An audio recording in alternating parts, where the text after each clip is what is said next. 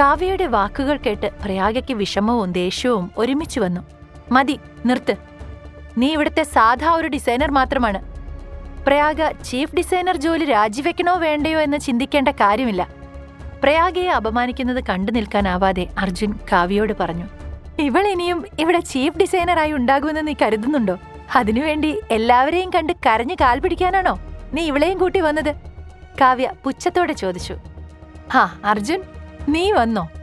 ഇന്നലെ കമ്പനിയിലെ എല്ലാവരുടെയും മുന്നിൽ വെച്ച് നീ പറഞ്ഞതല്ലേ ആ ഓർണമെന്റ് ഇന്നിവിടെ എക്സിബിഷനിൽ കൊണ്ടുവരുമെന്ന്. എന്നിട്ട് എവിടെ കൊണ്ടുവന്നോ?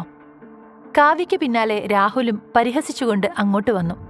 ചുറ്റുപാടുമുള്ളവർ അവരുടെ വാക്കുകൾ കേട്ട് അർജുനെയും പ്രയാഗയെയും നോക്കുന്നുണ്ടായിരുന്നു. ആ ആനന്ദ് കാരണമാണ് ഇവർക്ക് ഈ അവസരം ലഭിച്ചത്. അല്ലാത്ത പക്ഷം ഈ എക്സിബിഷന് വരാനുള്ള അനുവാദം പോലും അവർക്ക് കിട്ടുമായിരുന്നില്ല. അവരുടെ കമ്പനിയുടെ ബോർഡ് അംഗമായ ഒരാൾ ഇത് കണ്ടുകൊണ്ട് പറഞ്ഞു. നിങ്ങൾ വന്നതുപോലെ പോകുന്നതായിരിക്കും നല്ലത്. ഇല്ലെങ്കിൽ സെക്യൂരിറ്റിയെ കൊണ്ട് നിങ്ങളെ ഇവിടെ നിന്നും ബലമായി പുറത്താക്കേണ്ടി വരും, മറ്റൊരു എക്സിക്യൂട്ടീവ് മെമ്പർ പറഞ്ഞു. അവരെല്ലാം പറയുന്നത് കേട്ട് പ്രയാഗയ്ക്ക് വളരെയധികം സങ്കടം തോന്നിയിരുന്നു. എങ്കിലും അവൾ ചുണ്ടുകൾ കടിച്ചുപിടിച്ച് സങ്കടമടക്കി. നീ ഇവർ പറയുന്നതൊന്നും കാര്യമാക്കേണ്ട പ്രയാഗ. വേഗം വാ, എക്സിബിഷൻ തുടങ്ങുന്ന സമയം നമുക്കവിടെ പോയിരിക്കാം. അർജുൻ പ്രയാഗയോട് പറഞ്ഞുകൊണ്ട് അവളെയും കൂട്ടി VIP സീറ്റിന്റെ അടുത്തേക്ക് പോയി. ഹലോ, ഇതെങ്ങോട്ടാ? അത് VIP-കൾക്കായി ഒരുക്കിയ സീറ്റാണ്, അല്ലാതെ പിച്ചക്കാർക്കുള്ളതല്ല. അവർ അങ്ങോട്ട് പോയതും കാവ്യ വിളിച്ചു പറഞ്ഞു. സെക്യൂരിറ്റി, ഇവരെ പിടിച്ച് പുറത്താക്ക്. വലിഞ്ഞു കയറി വന്നവർക്ക് ഇരിക്കാനുള്ളതല്ല അവിടെ. കാവ്യ സെക്യൂരിറ്റിയെ വിളിച്ചു. എന്താ കാവ്യ ഇത്? ഞാൻ ഈ കമ്പനിയുടെ എംപ്ലോയിയാണ്. എന്നെ ഇവിടെ നിന്ന് പുറത്താക്കാൻ നിന്നെക്കൊണ്ട് കഴിയുമോ? പ്രയാഗ ദേഷ്യത്തോടെ അവളോട് ചോദിച്ചു. ഇപ്പോഴും കമ്പനിയുടെ എംപ്ലോയി ആണെന്ന് പറയാൻ നിനക്ക് എങ്ങനെ കഴിയുന്നു? കമ്പനി നിനക്കൊരു പ്രൊജക്ട് നൽകിയിട്ട് അതിൽ ജയിക്കാനും കഴിഞ്ഞില്ല. കമ്പനിക്ക് വലിയൊരു നാണക്കേട് ഉണ്ടാക്കി കൊടുത്തിരിക്കുന്നു. എന്നിട്ടും വല്ല നാണമുണ്ടോന്ന് നോക്കിയേ, കാവ്യ അവളോട് ദേഷ്യത്തോടെ പറഞ്ഞു. ഞങ്ങൾക്ക് അനുവദിച്ച സീറ്റിൽ ഞങ്ങൾ തന്നെ ഇരിക്കും, നീ അതിലിടപെടണ്ട. അർജുൻ ഇടയിൽ കയറി കാവ്യയോട് പറഞ്ഞു. അത് കേട്ടതും കാവ്യയ്ക്ക് ചിരി വന്നു. നിങ്ങൾക്കുള്ള സീറ്റോ? അതൊക്കെ എപ്പോഴേ മറ്റ് ഗസ്റ്റുകൾക്ക് അലോക്കേറ്റ് ചെയ്തു, അവൾ പരിഹസിച്ചുകൊണ്ട് പറഞ്ഞു. വെറുതെ ഇവിടെ കറങ്ങിത്തിരിയാതെ വീട്ടിൽ ചെന്ന് റെസ്റ്റ് എടുക്ക്. റെസിഗ്നേഷൻ പ്രൊസീജിയേഴ്സ് പറഞ്ഞു തരാൻ HR വിളിക്കും, അപ്പ വന്നാ മതി ഇനി. അതും കൂടെ പറഞ്ഞ് പ്രയാഗയെ അടിമുടി പുച്ഛിച്ച് കാവ്യ അവിടെ നിന്നും പോയി. അപ്പോഴേക്കും സെക്യൂരിറ്റി അങ്ങോട്ടേക്ക് വന്നിരുന്നു. ഇവിടെ ഈ എക്സിബിഷൻ കോർഡിനേറ്റർ ആരാണ്? അർജുൻ സെക്യൂരിറ്റിയോട് ചോദിച്ചു. മിസ്റ്റർ മിഥുനാണ് സർ. സെക്യൂരിറ്റി മിഥുന് നേരെ കൈ ചൂണ്ടിക്കൊണ്ട് പറഞ്ഞു. കമ്പനിയുടെ എക്സിക്യൂട്ടീവിൽ ഒരാളാണ് മിഥുൻ. പാലക്കൽ മൈത്രേയന്റെ വിശ്വസ്തനായ എംപ്ലോയിയാണ് അവൻ. സെക്യൂരിറ്റി പറഞ്ഞതനുസരിച്ച് മിഥുൻ അവരുടെ അടുത്തേക്ക് വന്നു. ഹലോ മിഥുൻ, VIP ഏരിയയിൽ ചീഫ് ഡിസൈനർ പ്രയാഗയുടെ സീറ്റ് എവിടെയാണ്? അർജുൻ മിഥുനോട് ചോദിച്ചു. സോറി, നിങ്ങളുടെ സീറ്റ് വേറൊരാൾക്ക് കൊടുത്തു, മിഥുൻ പറഞ്ഞു. പ്രയാഗയാണ് കമ്പനിയുടെ ചീഫ് ഡിസൈനർ, തനത് മറന്നുപോയോ? അർജുൻ ഗൗരവത്തോടെ അവനോട് ചോദിച്ചു. ഇവൾ ഡിസൈൻ ചെയ്ത ആ ഡയമണ്ട് ആഭരണമല്ലേ കാണാതെ പോയത്? സ്വന്തം അശ്രദ്ധ കൊണ്ട് ഇത്ര വലിയൊരു തെറ്റ് സംഭവിച്ച ഇവൾക്കിനി കമ്പനിയിൽ ഒരു ജോലിയുണ്ടോ എന്ന് പോലും അറിയില്ല.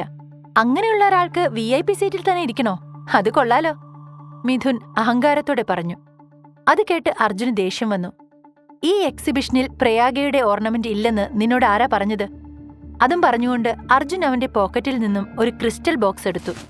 ആ ബോക്സ് കണ്ടതും പ്രയാഗയുടെ കണ്ണുകൾ സന്തോഷം കൊണ്ട് തിളങ്ങി. മിഥുൻ ഒരു വല്ലായ്മയോടുകൂടി അതിലേക്ക് നോക്കി. നീ ഒരു എക്സിക്യൂട്ടീവ് മാത്രമാണ്. കമ്പനിയുടെ ചീഫ് ഡിസൈനർ എവിടെ ഇരിക്കണമെന്ന് നീയല്ല തീരുമാനിക്കേണ്ടത്. അർജുന്റെ ശബ്ദം ഗൗരവത്തിലായി.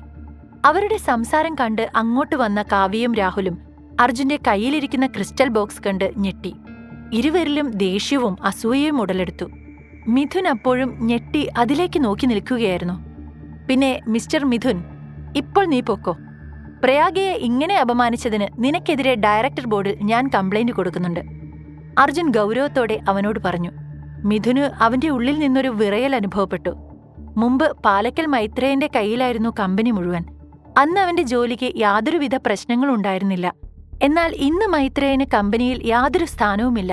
അതുകൊണ്ട് തന്നെ അവന്റെ ജോലി ഇപ്പോ ഒരു ചോദ്യചിഹ്നമായി മാറിയിരിക്കുന്നു.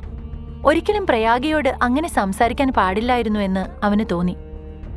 ഈശ്വരാ, ഈ നടന്ന സംഭവമെങ്ങാനും ആ ആനന്ദ് അറിഞ്ഞാൽ അതോടുകൂടി എന്റെ ജോലി തീർന്നു. ഇപ്പോൾ തന്നെ എല്ലാ ഡിപ്പാർട്ട്മെന്റിലെയും ഒട്ടുമിക്ക ജീവനക്കാർക്കും അവരുടെ ജോലിക്കാര്യത്തിൽ ഒരു തീരുമാനമായിട്ടുണ്ട്. മിഥുൻ അതെല്ലാം ഓർത്തുകൊണ്ട് അവിടെ നിന്നും പോയി. നിന്റെ കയ്യിലിരിക്കുന്ന ബോക്സിനകത്ത് അവളുടെ മാല ശരിക്കുമുണ്ടോ, അതോ നീ കള്ളം പറയുകയാണോ? അതിലത് ഉണ്ടെങ്കിൽ നിനക്കും ഇവൾക്കും VIP ലോഞ്ചിൽ സീറ്റ് തരാം. കാവ്യ അത് പറഞ്ഞപ്പോൾ അർജുൻ അവളെ നോക്കി ചിരിച്ചു. നീ ഈ കമ്പനിയിലെ ഒരു സാധാരണ ഡിസൈനറാണ്. നിന്റെ ചീഫ് ഡിസൈനറോട് ഇത്ര അഹങ്കാരത്തോടെ സംസാരിക്കാനേ മാത്രമായോ നീ?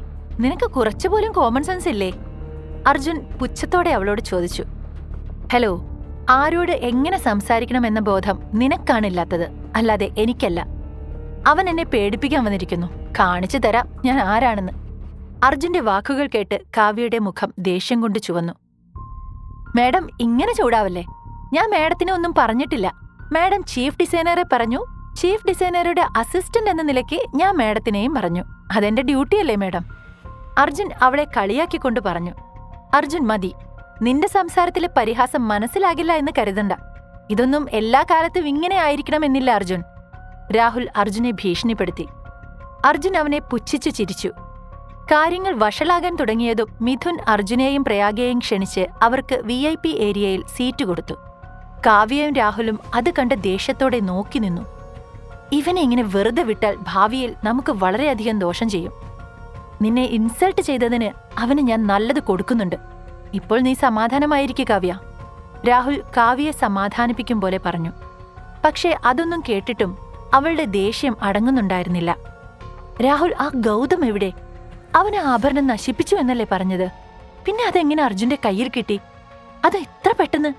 കാവ്യ അമർഷത്തോടെ ചോദിച്ചു. ഈ കഥ തുടർന്ന് കേൾക്കുന്നതിനായി ഇപ്പോൾ തന്നെ പോക്കറ്റ് FM ആപ്പ് ഇൻസ്റ്റാൾ ചെയ്യൂ. Link in description.